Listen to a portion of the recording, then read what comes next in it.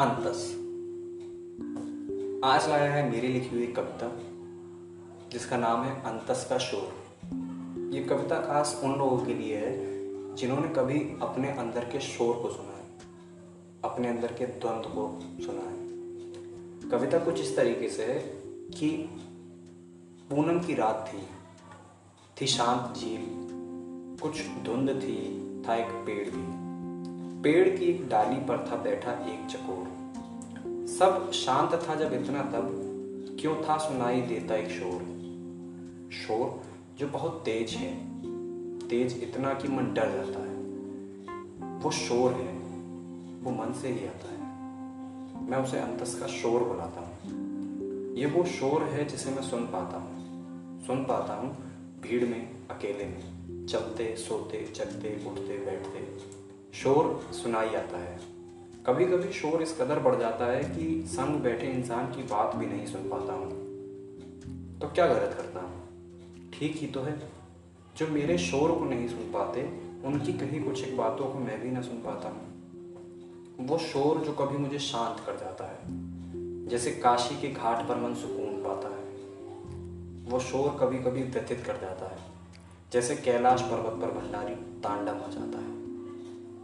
शोर जिसमें मन कभी बच्चे सा खिलखिलाता है और कभी माँ की डांट के जैसे डर जाता है।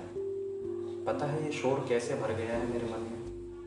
पता था, बचपन था, मैं छोटा था, जिद थी, हट था, मैं रोता था। बचपन में दूसरों की कही बातें सुनता था, भूल जाता था।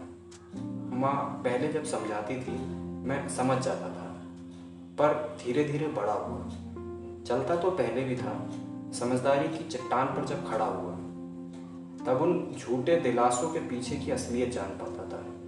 ये दुनिया कितनी बनावटी है पहचान पाता था। क्यों ये दिखावा, क्यों कि तुम मुझे समझ पाते हो?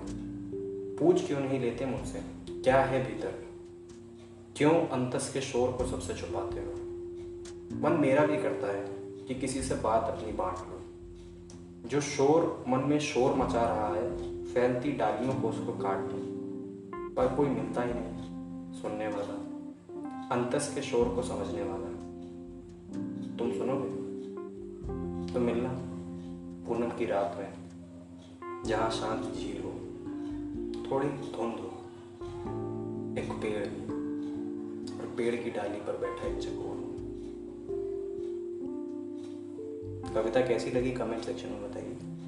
कविता को लाइक कीजिए, अच्छी लगने पर दोस्तों के साथ शेयर कीजिए और अंतस को सब्सक्राइब कीजिए।